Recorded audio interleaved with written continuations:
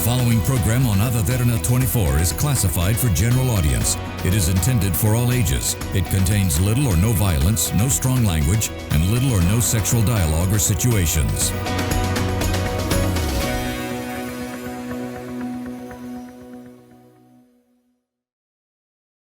The following program contains opinions of the participants and does not reflect the views and beliefs of the Derana Media Network. The network believes in a safe space for all ideas to be expressed without any censorship and on its duty to create such a platform for free speech. Viewer discretion is strictly advised.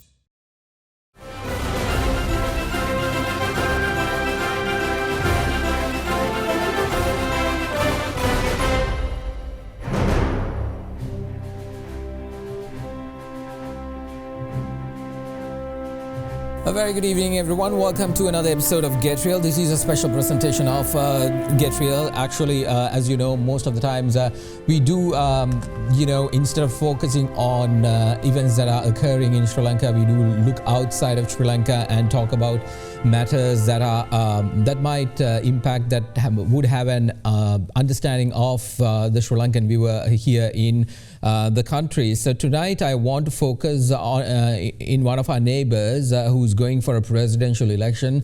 Maldivians will be heading to the polls on the 9th of September to elect a new president, and if by any chance, if any of the candidates did not get the majority, which is 50% and one, they will also have a runoff on the 30th of September. So tonight I want to talk about what's happening in Maldives, what's going on in that country, what kind of how the presidential campaign has been going on. And for that, actually joining me now from Male via Zoom is presidential candidate Ahmed F Maumoon.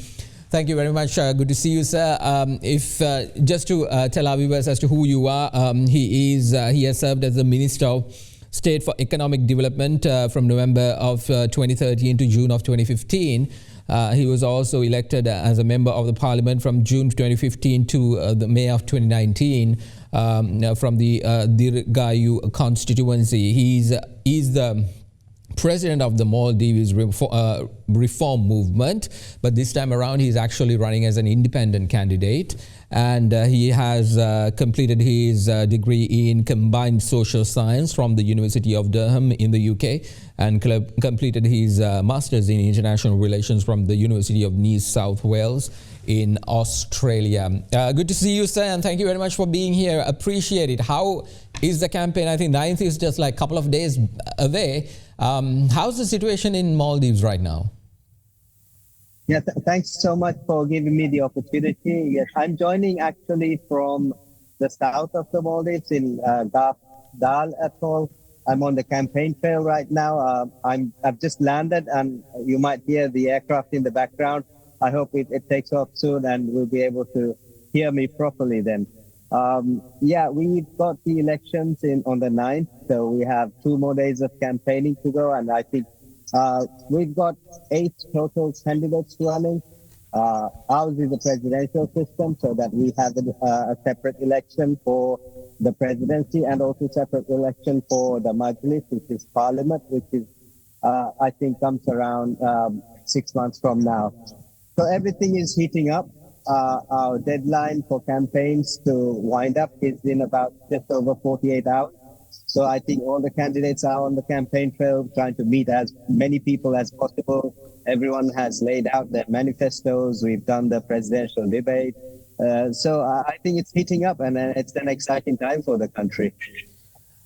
Sir, this time around the Maldivian presidential election is unprecedented because of the fact that in order to gain around 300 or to 350,000 votes from Maldives in a population of around just over 500,000. There are 8 candidates vying for the presidency, not just a couple of candidates. So this time the entire field is very much saturated.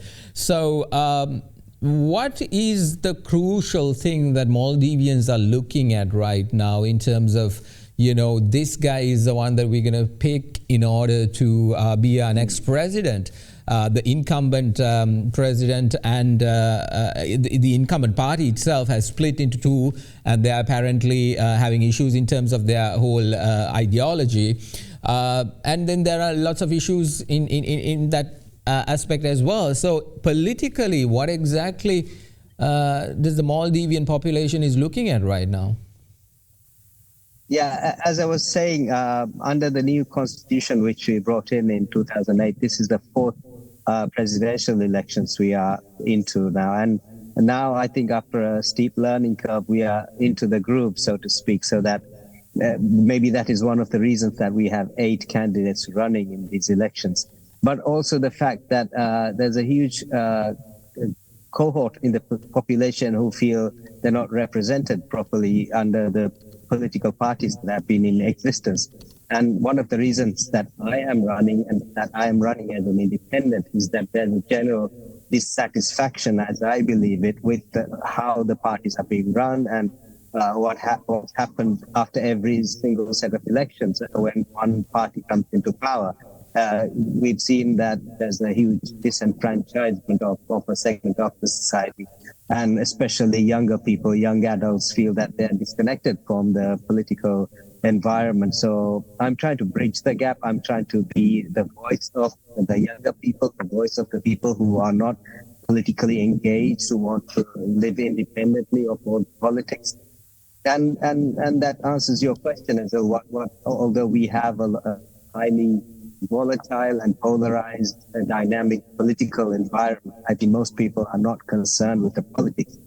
They're concerned with their own livelihoods, their own income, the quality of their life. And there's a huge crisis with the cost of living in our country. Inflation is a factor. Our economy is not in good shape. There's a lot of infrastructure and basic necessities that people are demanding or people require. That's not been delivered to them so far. So I think there's a disconnection between what politics has been able to deliver to the people and what the people actually want.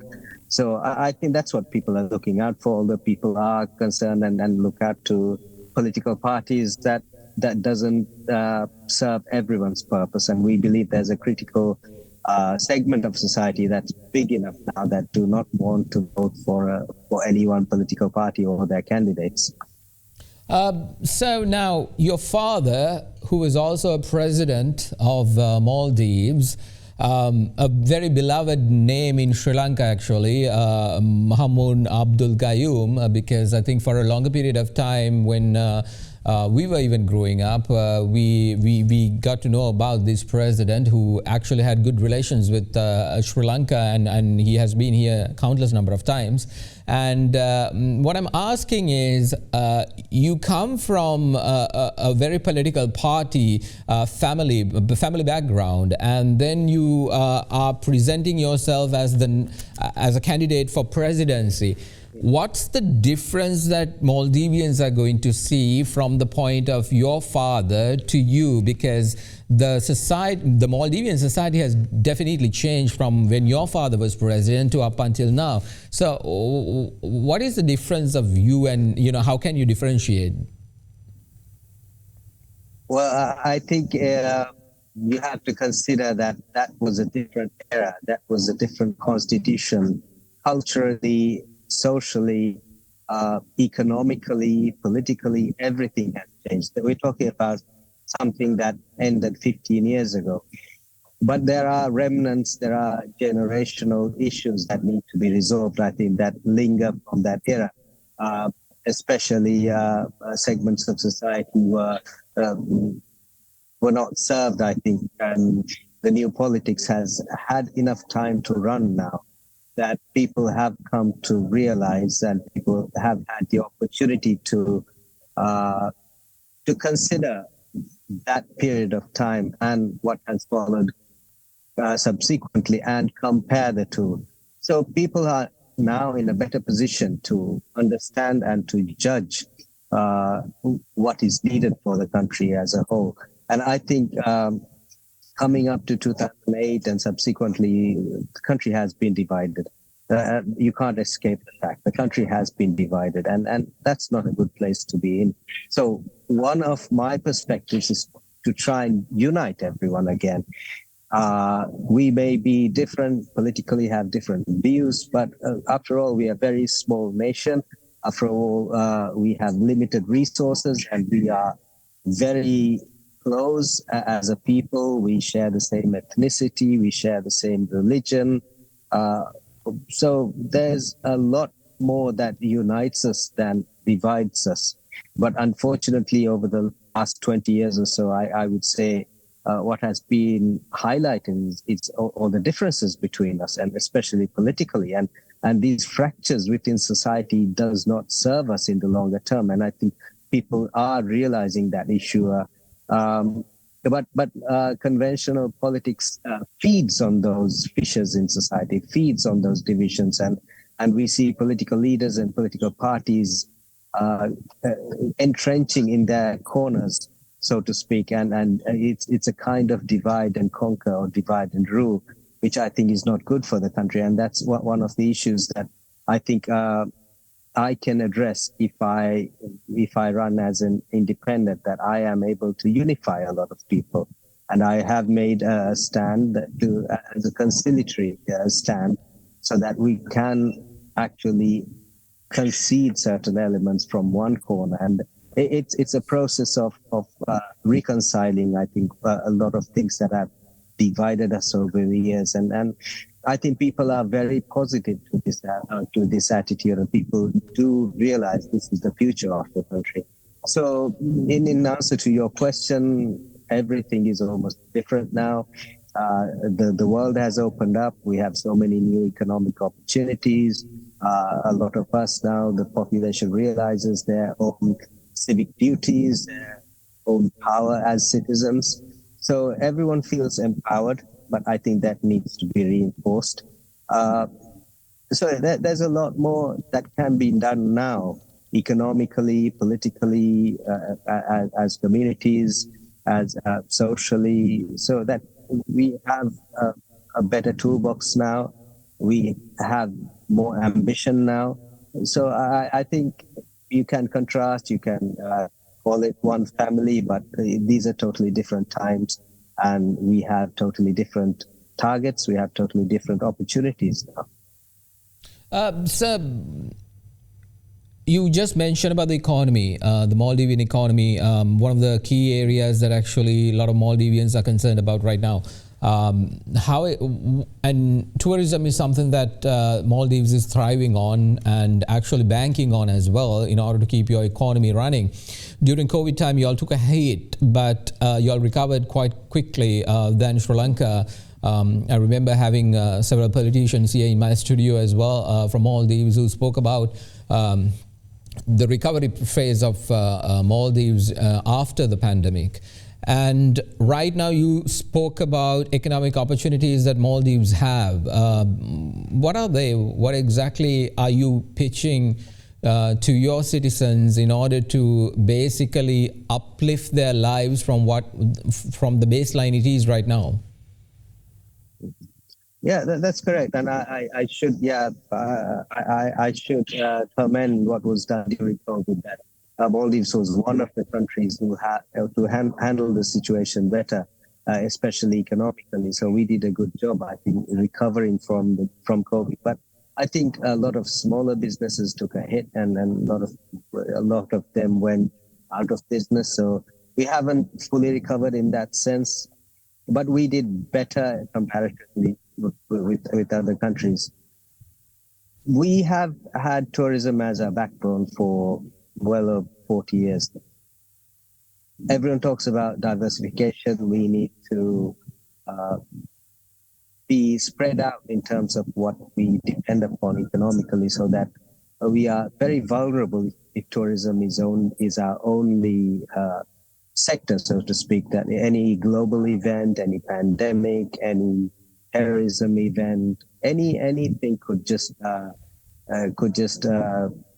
make the economy crash right now. So diversification is one of the main elements of my manifesto. We are seeking to build other areas of the economy like agriculture, fisheries. We need to revive the fisheries sector. We also have another opportunity that didn't exist 5 or 10 years ago, which is online digital transactions and online work, remote work, cross-border finance.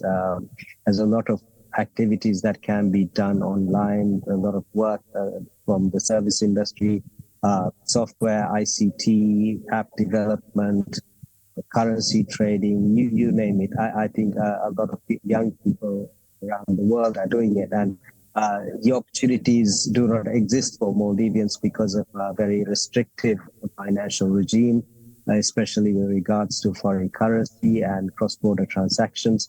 We are looking to alleviate those limits. We're looking to open up. Maldives has a very thriving younger population who are very connected, who have devices. Internet connectivity is very high. Educational level is very high indeed. With little training, a lot of these people can start earning from abroad. So I'm actually my commitment is to develop, to create a creative digital economy, a sector of the economy that maybe perhaps in the years to come can make up 5, 10, even more, 20% of the economy. And this would be solid foreign revenue for the country. So that's what my target aim is. We believe there are opportunities, economic opportunities. I meant in that sense that technology has evolved. The world has found innovative new ways to work, and Maldivians are primed to take best advantage of it. Understood. A lot more to talk about with you, sir. Ahmed F Maumoon, presidential candidate for the upcoming presidential election of Maldives. Let's take a short commercial break. This is a special presentation of Get Real. We'll be right back.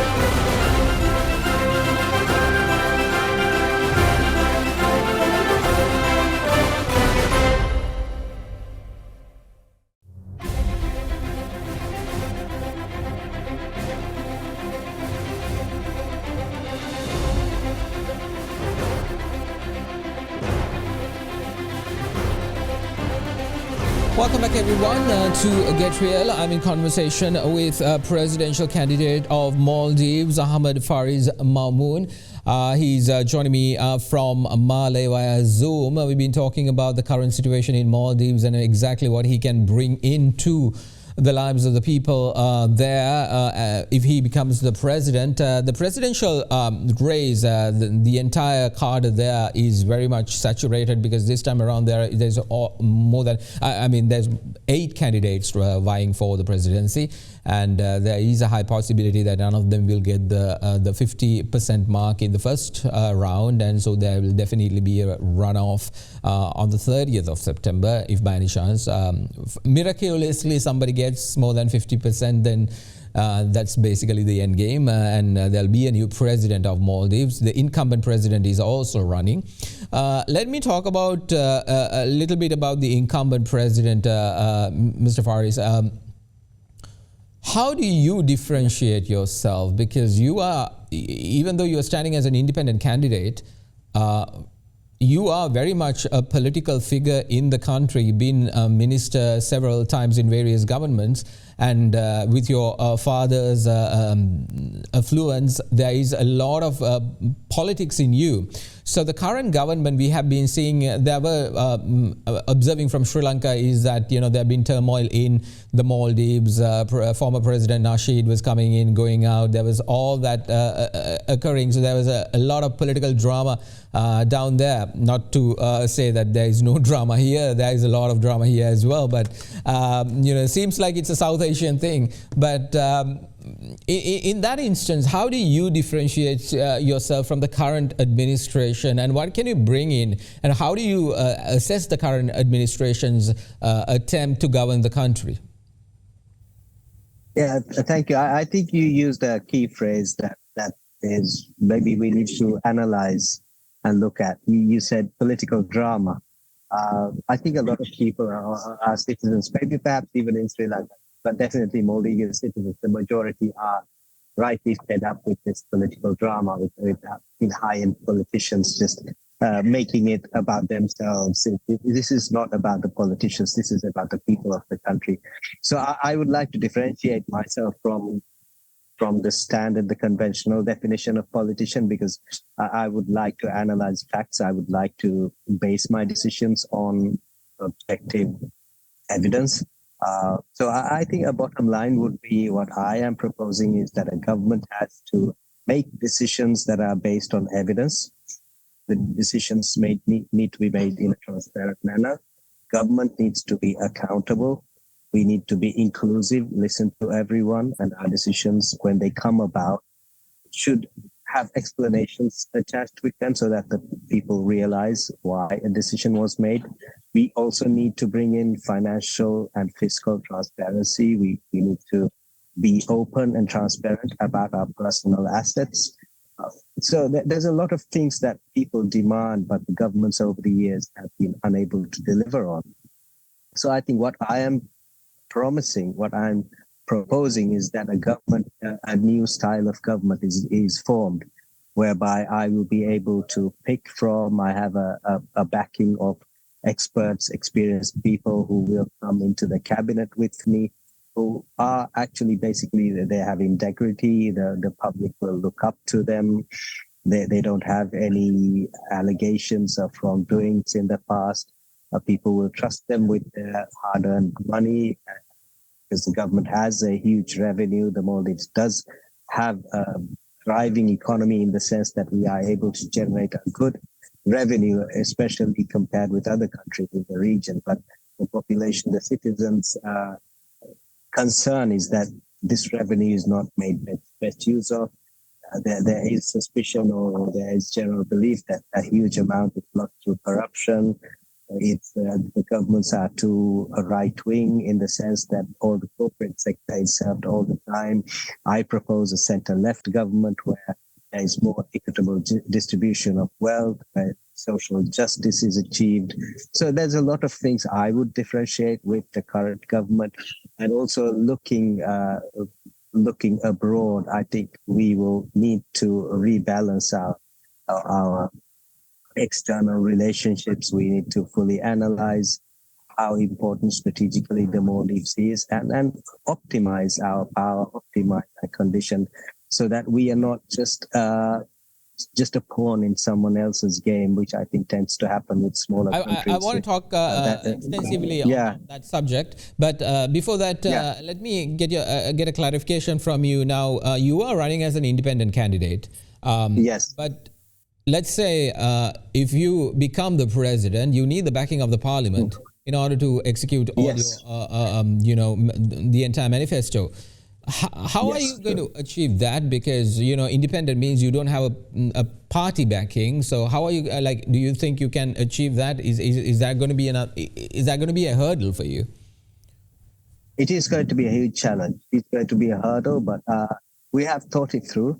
What we are proposing in our manifesto is very different from what other parties are proposing. So we are calling back to the people. We're reaching out to the people. There are no intermediaries. So sometimes political parties act as intermediaries where people only exist during election time. Yeah. And once the elections are over, they disappear effectively. They become invisible to the government and only the party exists.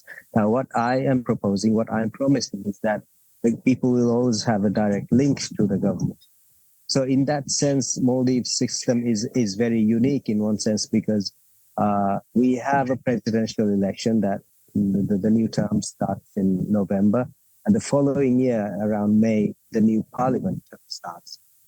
Although we have a presidential system, although we have a strict separation of powers, what we have seen is that a newly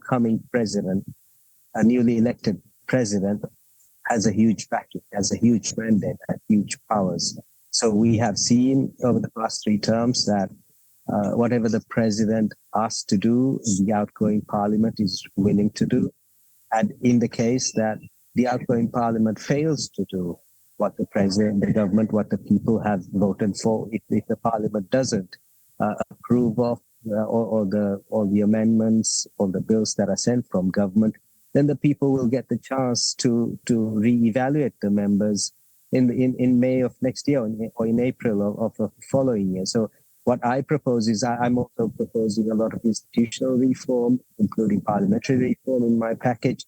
So I will send through these bills to Parliament and ask the incumbent Parliament to pass them.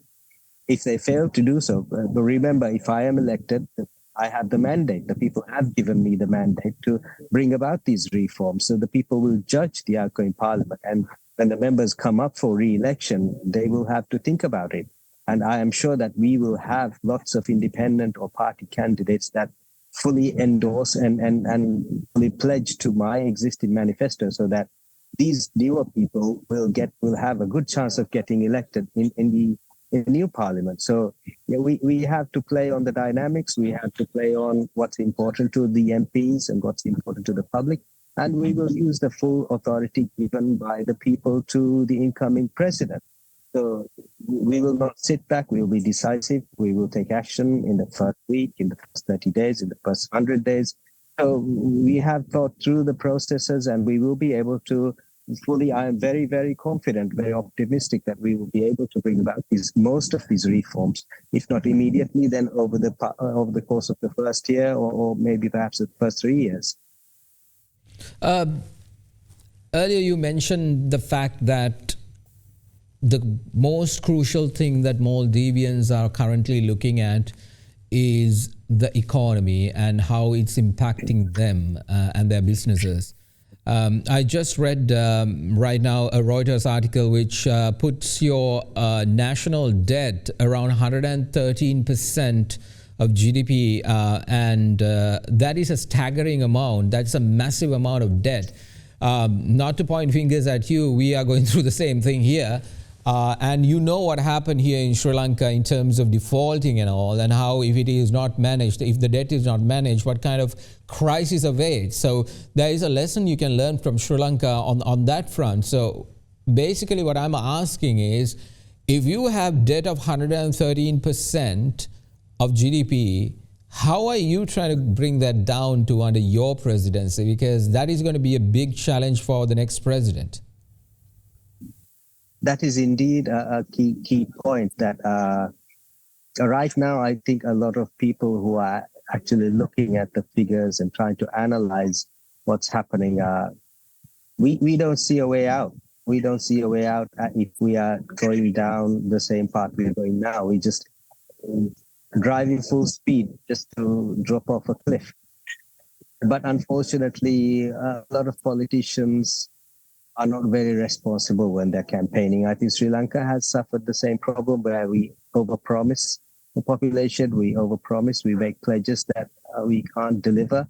The strength of the economy does not allow it, but we succumb to populist demands, especially with regard to infrastructure, with welfare, with benefits, with free handouts. I think that's where we go wrong. Unfortunately, there are segments of society that really do not consider the overall status of the economy, of where we're headed, but rather they're just concerned with what's in it for them. So we find that the Maldives is very different geographically from Sri Lanka. We have smaller islands, a lot of scattered islands. So everyone on the island is concerned with, I wouldn't say everyone, but a lot of the received wisdom is that the vote depends upon what infrastructure projects are promised to that particular island in any election. So we see candidates promising willy-nilly whatever the people demand and giving into populist sentiment. You can say it's weak leadership, it's political opportunism, whatever it is. That's why we are here today. 130% of GDP. We, I think, suspended a key article of our finance regulations, of our Finance Act, that prohibits us from going above 60 or 70%, and which is the global norm. I think we are far over that now, and no incoming government is even considering pulling it back. But we will pull it back, and then in answer to your question, I think I would say we will seriously look at how we can refinance, how we can restructure the debts, how we can find more time, how we can spread our exposure to other countries and other multilateral institutions. So that there's a lot of work to be done, especially on the diplomatic front. And I think we should also seek opportunities that are available from the emerging sphere of global economics, where since forever, for the past 60, 70 years, we've been relying on the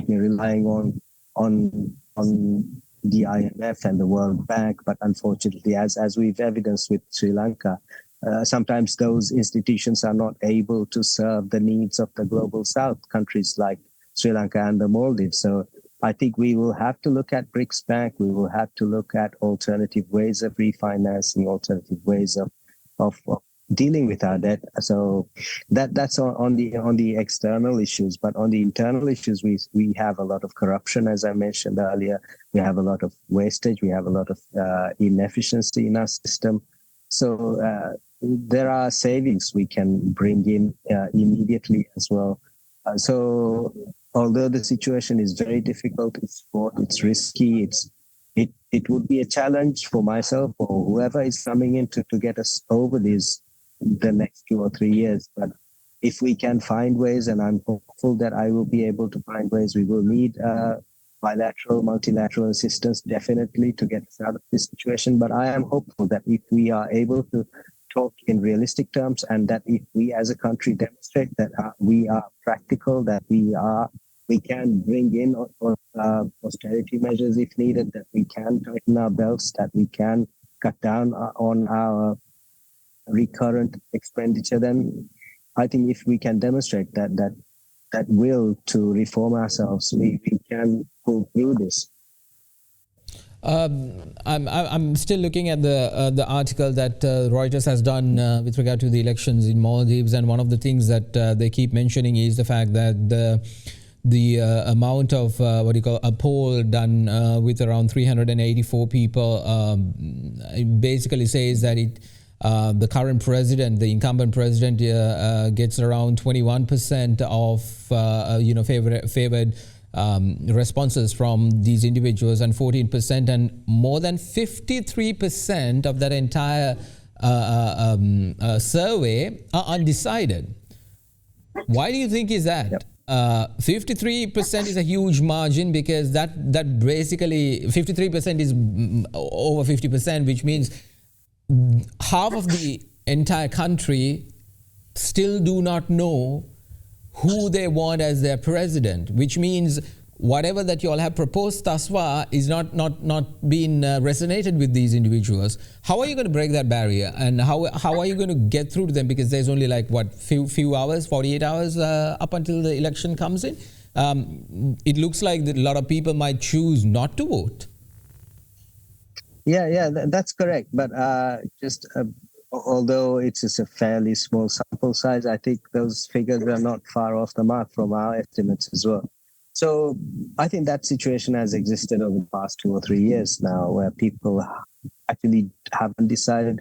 One of the elements might be that people don't have any interest in any of the candidates or the parties. A lot of people had decided not to vote coming up to the announcement of the elections.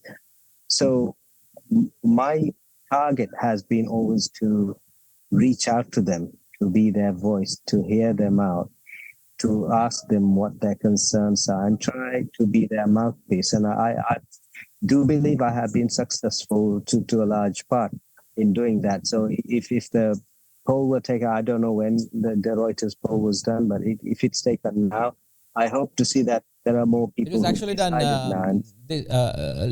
end of last month, and that poll published. Yeah, things are very dynamic. Things move fast, and one of the other elements is people are very reluctant to reveal their standing because of political pressure, of job security issues. So people may not be willing to actually reveal what they actually think. But a large element does remain undecided, and I hope I can tap into them. I can convince them that there is a hope. There is hope that the country can recover, that there is hope that people's aspirations can be met. There's hope that politics can be cleaner than it has become. Before we go in for a break, I want to talk about the youth vote. because the youth is a crucial component in any society, any nation. In Sri Lanka, we see a massive amount of brain drain occurring right now because the younger generation, the youth, is not inspired by the conditions of Sri Lanka right now. So whatever the opportunity that is out there, they will take and they will leave the country. It seems like that is happening in Maldives as well. Most of the youth do not have opportunities within Maldives, and they seems to be looking outwards and trying to get out of the country and basically have a life of their own away from Maldives, and that spells a lot of what can I say? It's really bad for the nation as a whole, because if your youth is not trusting your entire system, then there is a problem. It's not just in Maldives, but in these parts of the world, we seems to be having that. So how do you opt to change that? I know you repeatedly said that you want to reach out to them, but what is your mechanism? Because like, they need to understand that they can trust you. They need to understand that they can actually you will do something for them. And basically living in Maldives is better than going out. So how do you manage? I mean, how do you plan to do that? Yeah, that is what our question. The question we asked ourselves when we started was that exactly that. And you mentioned that even in Sri Lanka, that the youth don't trust the system. And that's where the failure occurs. It's not about what, it is in part about opportunities and their careers, their lives going forwards. But I think what the youth actually, and this is misinterpreted by a lot of politicians, but I hope we've worked it out. Their dissatisfaction is with the system. Their dissatisfaction is with the lack of accountability, the lack of transparency, evidence-based decision-making. There's no meritocracy, there's no inclusiveness, there's no reaching out. So all of these factors, I think this is what we have proposed for the youth as well. We're not talking about, that is the first stage of what we do for the youth, we do for the country as a whole. But I think sometimes we just ask the younger people why. So we end up doing very, very narrow-minded solutions like just loan schemes, startup schemes. But that's not what people are. That is what people seek, but that has to be the outcome of bigger changes. Yeah. Bigger changes in culture. Now, the youth's interpretation is that there has been generational mismanagement, generational bad governments. That's gone on for generations, and it's been compounding itself over and over again, repeatedly again. There is generational trauma. The youth of today, especially Gen Z and younger millennials, they have a very different mindset than even ourselves and people older than us. So we need to reform ourselves as politicians, as leaders, as governments, as heads of institutions. We need to reform ourselves so that we can earn that trust. So that's our starting. The other aspect is that politicians consistently talk about youth as the other. And we have a tendency, if you go and watch our presidential debate, all the politicians, all the leaders were talking about how we can reform the youth, how the youth are lazy, corrupt, or they don't want to work, they don't have a life, all of those things. That is purely gaslighting. They're gaslighting, and we don't provide opportunities for them, and then we end up trolling them, we end up mocking them, and that's how they see us politicians, as the people who are actually gaslighting them. So we flipped it around. Our whole manifesto is built from the opposite perspective, so that we've asked the younger people what their difficulties are, what their aspirations are. And you make a very valid point that most of our younger people, in fact, I think if you look across the board, all the generations, all the age groups, people don't want to live in the Maldives. If they had any opportunity, they would emigrate, they would build their lives abroad, which is a very, very sad situation for our country. Our country is perhaps the best, the most beautiful place on earth, inshallah. We are blessed, But I know it would shock someone who doesn't know the Maldives intimately to know that our people don't want to live here. Now, that is a failure of leadership over many, many years. We haven't been able to deliver to the people. We haven't been able to give hope to the people. And people are in a hopeless state. And lots of, as you mentioned, there are a lot of undecideds. I can also say that a lot of people have decided not to vote. And the main reason is that they don't believe their vote will have any effect on where the country is headed. So I'm trying to stand out from the rest of the candidates and show them that there is hope, convince them that there is hope, that things can be and will be reformed, that corruption can be brought to an end, that they can have a seat at the table as younger people, that I will try and build a platform for everyone to come and work together, because we all know we have a lot of complex problems and I don't have the solutions to each one of them. I don't claim to have the solutions to all of them, but we have enough capable, qualified people in the country who are able to, if they come together, to bring solutions for us. And I'm just trying to create a platform for them to come and work and find solutions so that we can all work together in an absolute meritocracy, so that we can build the future for ourselves that we deserve. Absolutely. I mean, it's not just in Maldives, it's cutting across the entire region where the youth is completely drained and they don't want to engage in the development of a nation per se. And like you mentioned, it is absolutely right. We can't blame them without providing the opportunities for them. And then, we are failing to do, most of the politicians continue to fail to do their job. And then they blame everyone else other than themselves.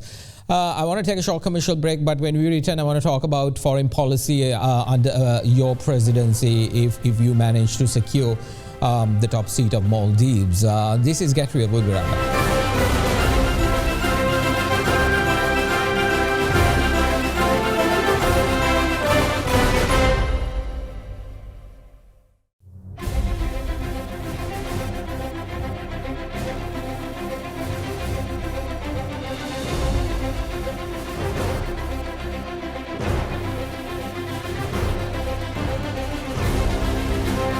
Welcome back, everyone, to Get Real. I'm in conversation with one of the presidential candidates of the Maldivian presidential election, which is to occur on the 9th of September, Mr. Ahmed F Maumoon, an independent candidate. He joins me via Zoom from Maldives itself. We've been talking a lot about how his presidency and what kind of policies he would bring into the governance of that nation. Finally, sir, we are running out of time, and one of the things that I really wanted to get your take on is this foreign policy factor, because it's very crucial in order to, for a small country like the Maldives, you can't just depend on yourself, but there should be a lot of support given by and from the region. Now, you're part of South Asia. There is a lot of close connections with Sri Lanka. A lot of Maldivians are here in Colombo. The vice versa. We keep trade occurring, tourism, all that is occurring with Sri Lanka, and there's a close connection. But the giants in the region, which is India and China, now apparently the current administration is on a path of India first. And that is basically antagonizing China, where China used to bring in a lot of money for construction, for development in this entire region. How are you going to tackle that? Because it's a very sensitive subject in terms of how you get your foreign policy right, and that would actually make or break your presidency in case that you secure the top post. How do you hope to tackle that? Because it's not just India or China. Then there's the United States as well. They have a massive stake in this region. So what would foreign policy look like under your presidency? Yeah, this is, I think, the crucial question of our times.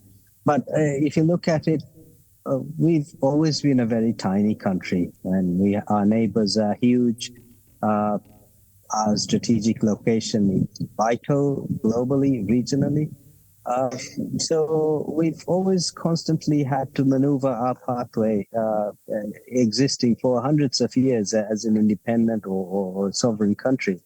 So I think that situation hasn't changed. It used to be perhaps colonial Western Europe versus uh, local interests. It used to be perhaps during the Cold War. It used to be West versus East.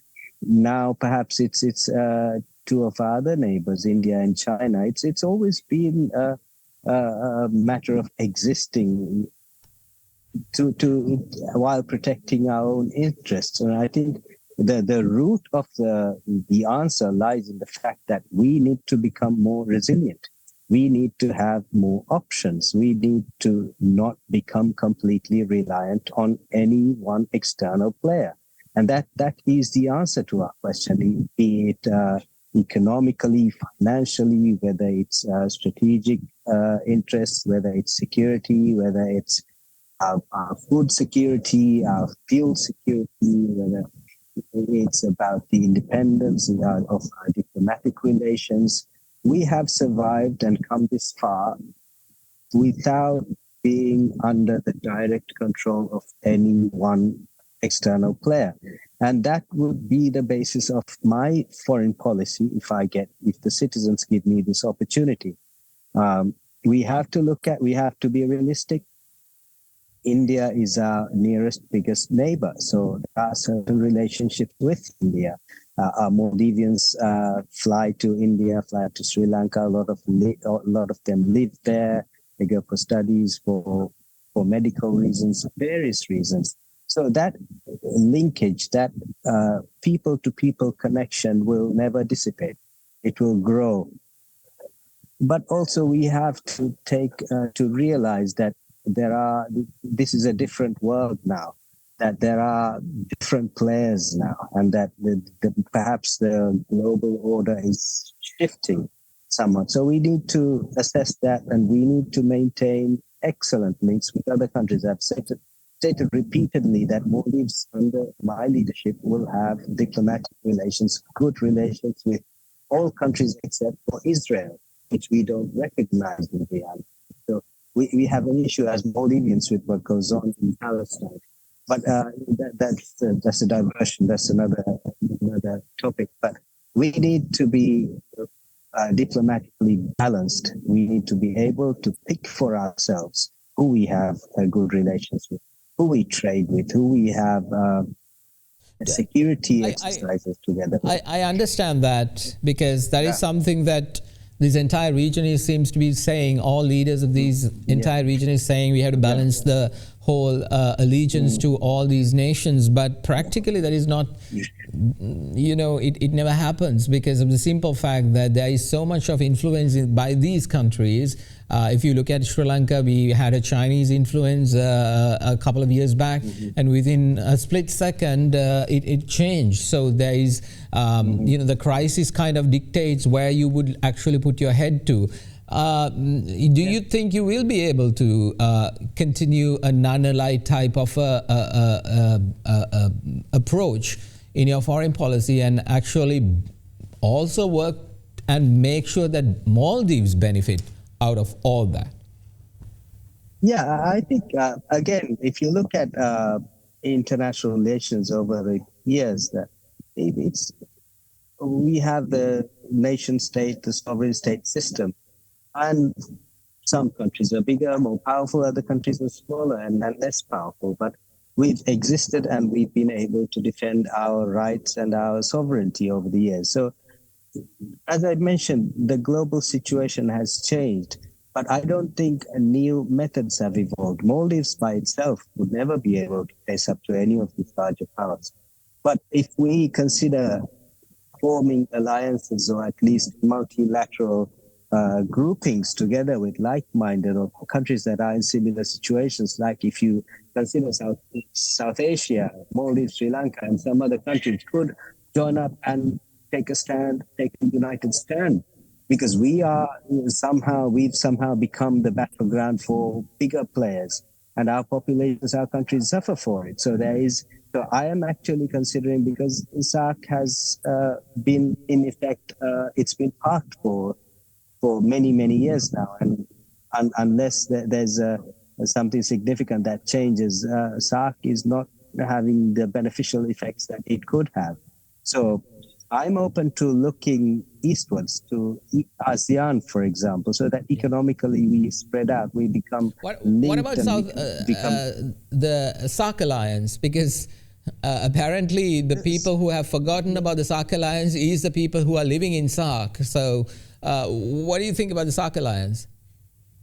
The SARC alliance, I think, has become more and more imbalanced as the years have progressed.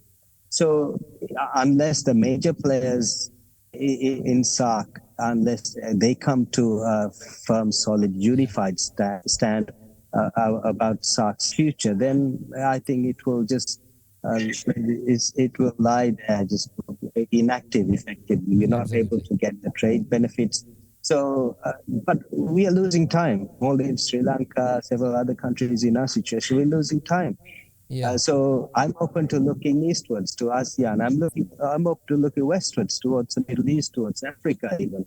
So we need to think of new avenues, new solutions to these new problems. We just can't sit around thinking, oh, we're a very, very tiny country. What can we do? We can't stand up to these other bigger countries and their interests. And I think that's one step we can consider. The other step we can also consider is unifying the country's population, because we can't have one political party being the agent of one external player and the other political party being the agent of another external player. So that situation has now become entrenched internally. Like politics is like a battleground is like a proxy war now, and that can't exist forever. And people need to realize that this is what's happening, and it is not in any manner or way favorable to the country itself. It's someone else's game, and we're just a pawn, and we're suffering for it. Indeed. Unfortunately, we are running out of time. Mr. Ahmed F Maumoon, thank you very much for taking the time to join me all the way from Maldives with regard to your presidential campaign, and our best wishes from Derana as well to you as you move on to the polling, which is occurring on the 9th of September, in order to make sure that you gain the recognition and also the top post, as you are basically vying for it and trying to get your people the best deal that you possibly can get, and I hope that becomes a realization as well. Thank you so much, Mahieash. Thank you for giving me the opportunity. It's been a pleasure to talk with you. Thank you very much. Well, that's all the time we have for you tonight. Thank you very much for watching. I'll be back on Sunday with State of the Nation. See you then. Bye for now.